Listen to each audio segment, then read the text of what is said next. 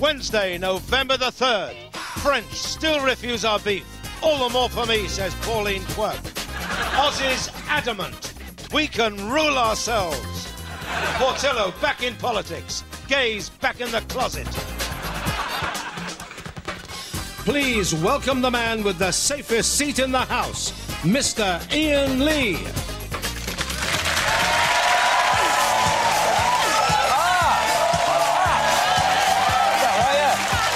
How are you? Good to see you.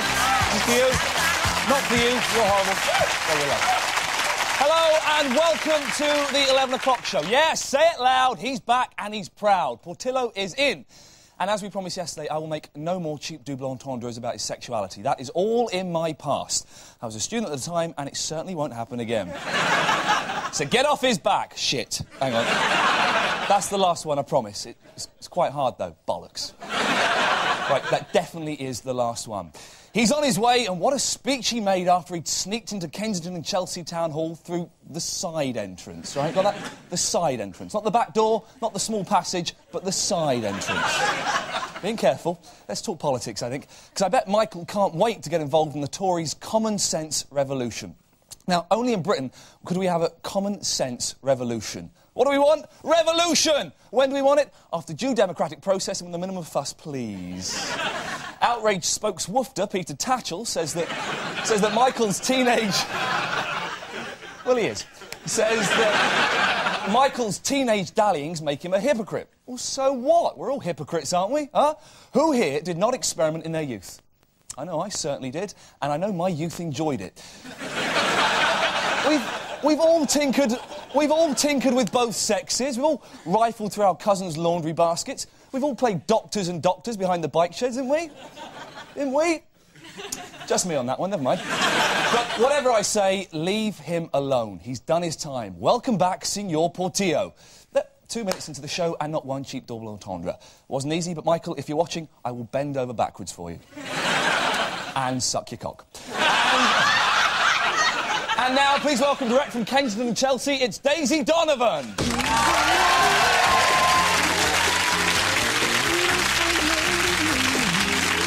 see you. Hey, funky lady. So, Daisy, what do you think that Portillo will bring to Kensington? Well, I think he'll bring a taste of Spain to the area. Cafe society will liven up, the weather's bound to improve. And I, for one, can't wait to start beating donkeys with a big stick. Sounds like fun. Daisy, tell us what's on tonight's show.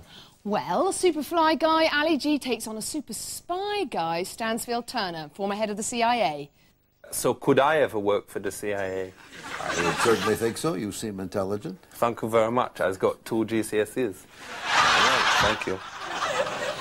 And we meet documentary maker Nick Broomfield, a man who terrifies the powerful and famous with his painstaking research and breathtaking accuracy. Sorry, I come to the wrong pump. Now here's the headlines. As Michael Portillo celebrated being nominated by the Tories, gay right activists, outraged, continued to hound him. This exclusive footage reveals that while the protesters may appear tough, their protests are just, well, gay. I'm particularly excited to have been chosen to be the representative for Kensington and Chelsea. I feel a great empathy with the scene. I'm looking forward to it. Mr. Portillo, how do you reconcile your homosexuality? Oh, they don't mind, do they? Theory. Agriculture Minister Nick Brown denied he had backed down in the beef war. The French have insisted on 5 new tests for British beef. But Mr Brown was quick to point out that only one of them is written and the cows will be allowed to use calculators. The French say they won't lift the ban until all 5 steps are met. If the pop group are not available, they might be prepared to meet Boyzone instead. A new study shows that taller women have a better chance of promotion. However, it's only fair that I point out that women with smaller hands do make your cock look bigger. Football news. With tickets for the England-Scotland clash being touted for up to £1,000, one healthy Scottish fan reveals the lengths he's had to go to in order to buy a ticket. I've had to pawn stuff, I've had to go out and steal. A man who poses as a survivor of the Paddington train crash to try to win compensation has been branded the sickest man in Britain. Officials said it was a tragic fall from grace for a man who had survived the Turkish earthquake, Zeebrugge and the Titanic. In a Hawaii Xerox factory, a man has shot dead 7 of his colleagues. The killer then stole a company van and escaped. Police originally thought he'd used the A4, but later enlarged the search, taking the A3. And those are today's headlines.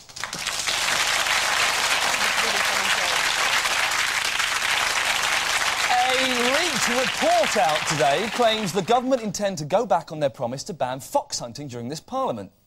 Is this dramatic U-turn due to pressure from the hunt-loving Prince Charles? Alan Francis reports. Sports fans were rejoicing today as a leak revealed that despite government assurances, this week's Queen's speech is unlikely to include a ban on fox hunting. The sport returned to the political agenda after Prince Charles, well known for his love of cruelty, infuriated the Prime Minister when he took Princes William and Harry on last weekend's Beaufort hunt. The Prince, speaking as he enjoyed a bare-knuckle fight in Braintree, said, "It's a healthy outdoor pursuit. I've always enjoyed riding with hounds."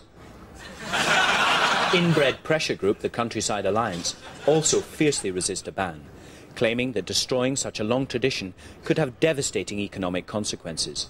They point out that cotton farmers in the American South were ruined by the abolition of slavery, and that in 1945 the German economy collapsed after the banning of Nazis. Not everyone agrees. We asked an expert on fox hunting what he thought the economic effect on the countryside would be. With the government worried that their U-turn on fox hunting will leave the farmers with nothing to come to London and whinge about, they have compiled a list of other possible grievances. Things to complain about now are high taxes on tweed, the cost of placards, the inflexible incest laws, and television stereotyping of inbred country bumpkins. But how would the public react to a ban on the sport of fox hunting? It's just savagery. It's making men look like brutes. But should they ban a sport simply because one side always loses? Yeah, but is it a sport, though? More die on the roads than get killed by hunt. What's roads got to do with it? They don't drive. So the question tonight is, will Tony Blair, a man who normally kowtows to public opinion, bow not to the majority, but a minority? A minority who have access to guns and include 2 future kings. Only time will tell. This is Alan Francis for the 11 o'clock show, The Countryside.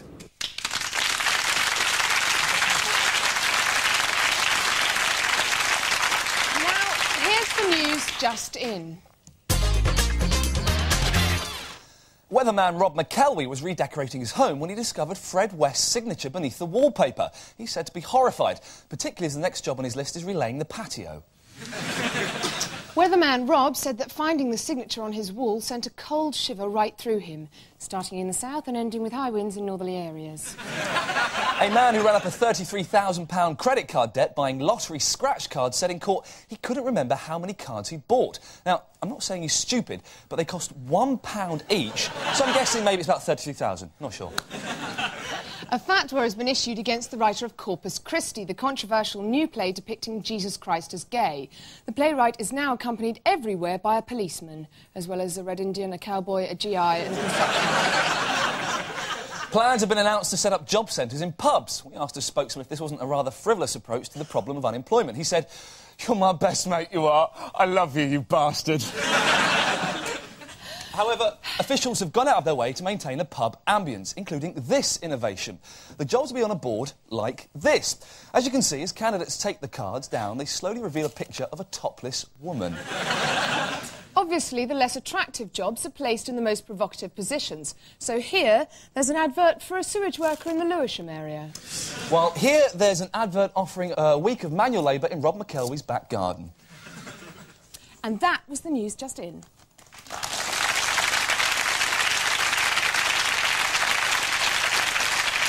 Coming up in part 2, our special guest, shambling documentary maker Nick Broomfield, and a report from Ali G, a man who always knows where he's at. Well, almost. Bo! No, this ain't no special effect. Channel 4 has brought out the serious cash money to send me all the way over here to Los Angeles. Selecta! Take me after the break. But before the break, one eye that's always in the news is the London Eye, the nation's favourite white-knuckle ride. Ooh, slow down. But what other eyes are making the headlines? Here's Ricky Gervais with his A to Z of news.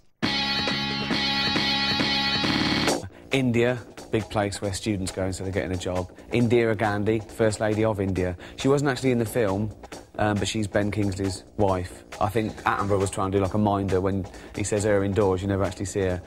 Indonesia, that's near there, I think. They're fighting now about something. Iran, the Gulf War, or was that Iraq? It was on late at night because the Americans own the rights to it, like the Holyfield fights. So we get it at 2 o'clock in the morning. And it was in black and white. Falklands was better. Israel, that's around there. They've had loads of rucks. The IMF, won #1, disappeared. Independence. Oh, we want independence like Scotland. Go on then, you're on your own. Don't come crying to me when you're starving or getting invaded. Italy, they changed sides. Issues. England. I shouldn't have done I.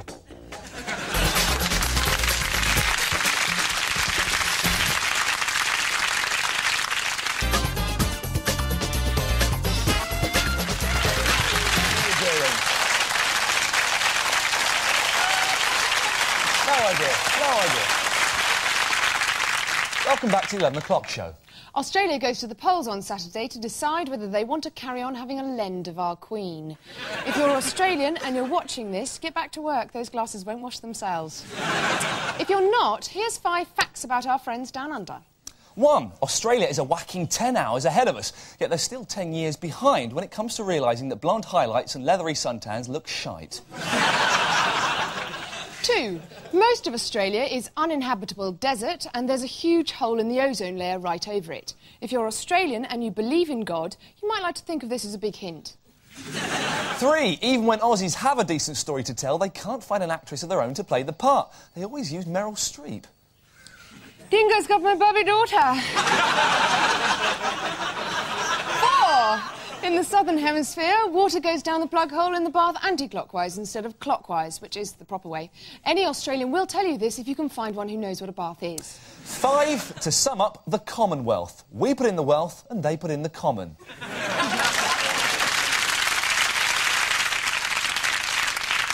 A survey has revealed that more foreigners recognise the name of a fictional British council official than that of Conservative Party leader William Hague. Perhaps he needs to enlist the services of our next guest to help raise his profile. Please welcome legendary documentary maker Nick Broomfield.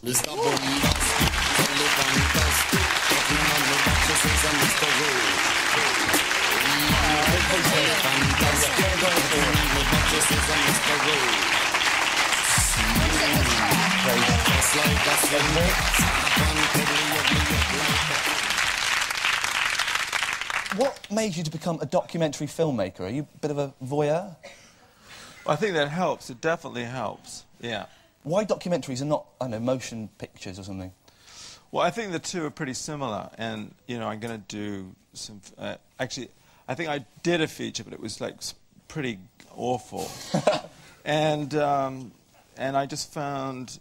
I mean, what I've liked about doing them is that you kind of can go to incredible places and do things that you wouldn't normally do, whereas doing a feature is very organised and, you know, you have a gigantic number of people. Mm.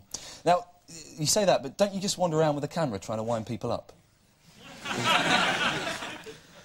No, I think people are quite easily wound up. Oh, boy, yeah. If you're around, too, with a camera. You know. But you choose subjects that kind of deserve humiliation, don't you? I mean, Terre Blanche and Margaret Thatcher. I think Margaret Thatcher particularly, yeah. Do you set out to humiliate them? Not really, but I think with Margaret Thatcher, she was just completely humourless. And we had managed to get her itinerary when she went across America. Mm. So we knew, like, where she was getting her hair done and, you know, we had the whole thing. And she was just pretending we weren't there all the time, which was much funnier when we were, like, stuck in a gridlock traffic jam in New York, and I could literally bang on the window and say, hi, you know, and she would still pretend we weren't there. Just going, Mrs. Thatcher, and she's just staring ahead of her. She was, yeah. I'm quoting you now. I can't imagine having great sex with Margaret Thatcher. Now, does that mean you can actually imagine having any kind of sex? Now, how much of your work has been influenced by seminal documentary maker Ben Dover? Are you talking about Michael Portillo again? Are you aware of Ben Dover's work? Have you not seen Ben Dover's work? No, I'd love to see it. You would I'm love not to sure see I would, actually. What he does is he follows ladies around and then films himself having sex with them and their bottoms. Have you got any clips? Yeah, I've got some upstairs. You can have a look. Would you like to make a film about the Queen Mum while there's still time? Any potential there with her? I don't know, but these are fantastic ideas. I'm not sure. That's £5 for that one. Oh, all right. Now, finally, many of your films centre on strong women. We've got someone that we think will make an ideal subject. Have a look. Xena Warrior Princess. Could you do her, do you think? I don't know. Well, Nick Brumfield.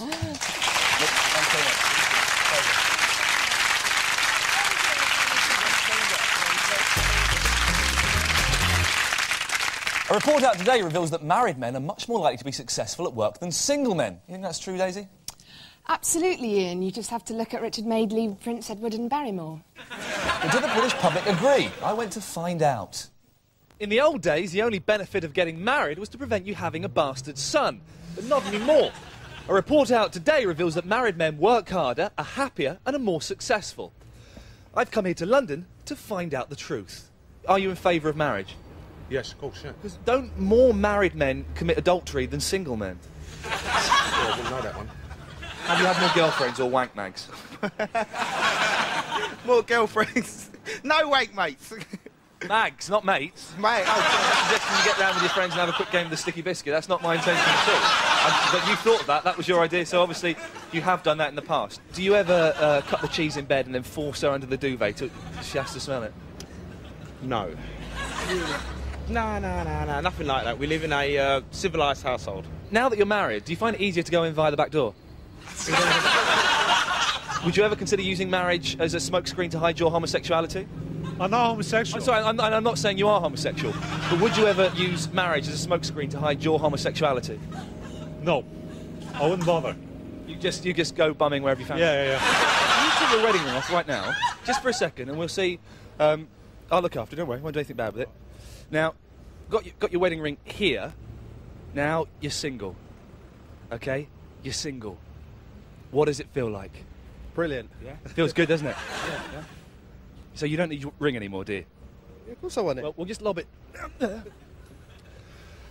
So there we have it. Without their wives, married men in England seem to be completely lost. This has been Iain Lee, the 11 o'clock show, London. That's lovely. Thanks very much. Cheers, man.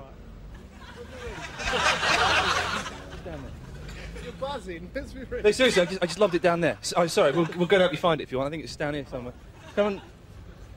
There it is. I can just see it. Those chaps found it. Cheers, man. Thanks a lot. Nice one. Never got it back. I saw it today. It's in my pocket. Did you? I kept it. Now time for more news just in. Jerry Halliwell says she's learnt sign language. I think that should prove very useful, seeing as so many of our audience are deaf. George Michael has pulled out of a charity concert for gay rights, even though organisers had told him he could take part at his convenience. Disney have announced plans to build a $3.2 billion theme park in Hong Kong. The plans might be withdrawn when Disney executives realise that most of the population are shorter than the "you can't go on this ride if you're shorter than me" man. They're tiny. A mum with the surname Lee has been criticised for naming her children Obvious Lee and Shaw Lee. She said they were great kids who would do anything for their sister Dairy. A new toy has been causing chaos. Several have been discovered by members of the public, who then panic, believing it to be an abandoned human fetus. The confusion is obvious. It's small, slimy and nasty, but please, if you find one, don't panic. It's just the new William Hague action figure, available from all good toy shops now. And finally, today is officially Stress Awareness Day, so I spent this afternoon walking barefoot on the grass. Which was troublesome for me, because I was trying to smoke it at the time. But if we really want to become a stress-free nation, perhaps we should look to those most at peace with themselves. People like the monks of Korea, seen here. And that was more news just in. I keep on thinking it's American Justin. More news just The world of espionage is a world of disguise, subterfuge and outrageous audacity. So who better to meet former CIA head honcho Stansfield Turner than our own Ali G? Yeah, don't stop. It goes out to the crew up top. That's it. Wicked, I is here with my main man, Admiral Stansfield Turner, who was the head of the American CIA. So, Mr. Stansfield, what does the CIA stand for? Central Intelligence Agency. So does it help if you was intelligent if you want to get in? Yes. To get in, you need a college degree. Ain't that a bit racialist, though, that you have to be intelligent? Isn't that a bit? Racialist, that you won't allow in thick people. Could I ever work for the CIA? I would certainly think so. You seem intelligent. Thank you very much. I've got 2 GCSEs. All right, thank you. So what is terrorism?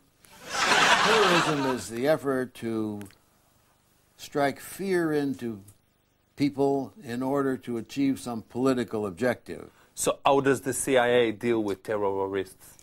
Well, we try to find terrorists.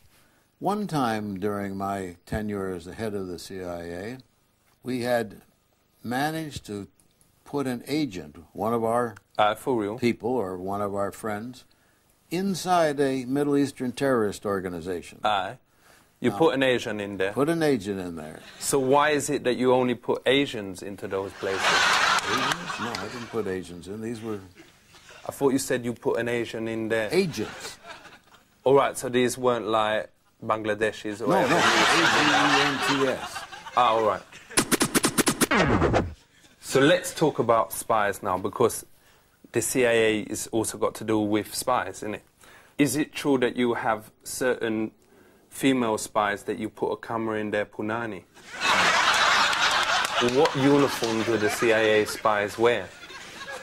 They don't wear a uniform. They have to be as incognito as possible. Now look, you go over to a foreign country. Now, we have a CIA person goes to country X. Aye. And in that country, he finds Joe, who is willing to give us information. Who is Joe? Joe's a member of country X. He's a citizen of country X. Is it not dangerous that you is saying his name, because this may be on the telly? Let's talk about conspiracy theories, because whenever people talk CIA, everyone start going, they do this, they do that, they do that. What about landing a man on the moon? Did it actually ever happen? Of course it happened. I've actually shaken hands with the first man on the moon. But how do we actually know that Louis Armstrong was actually stood on the moon? It was Neil Armstrong. Whatever. How do we know? I don't know. Has you ever seen the film JFK? Well, I mean, my understanding of the movie, Oliver Stone's movie JFK, is that there was a conspiracy of one of my predecessors and the whole cabinet of the United States to murder the President of the United States, and it's absolutely nonsense. That bloke who was in Dances with Wolves, he knows who did it. How come no one listens to I don't know who this bloke is, or... In the film... Well, I mean, how does... what makes this film true? I mean, how do we... It's a true story. Well, how do you know it's a true story? You're questioning whether people landed on the moon, and now you're telling me you believe a movie. Aye, for real. I mean, how can you believe that movie if you don't believe what went on the moon? Because they spent millions of pounds making that. It wouldn't have made it if it was... They spent hundreds of millions of pounds going to the moon. Aye. Thank you, Admiral Turner. You have shown us that the CIA is an interesting topic. It's a proper organisation, and therefore needs to be thought about properly. Respect, big up yourself.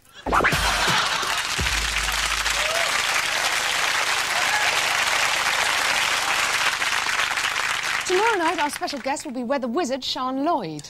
Just before we go, there's growing concern about Ronnie Corbett's replacement in a revamped version of The Two Ronnies. He's got a new partner. Well, it's good night from me. And it's good night from him. Good night. Good night. The 11 o'clock show, the news alternative, is back tomorrow at 11:30.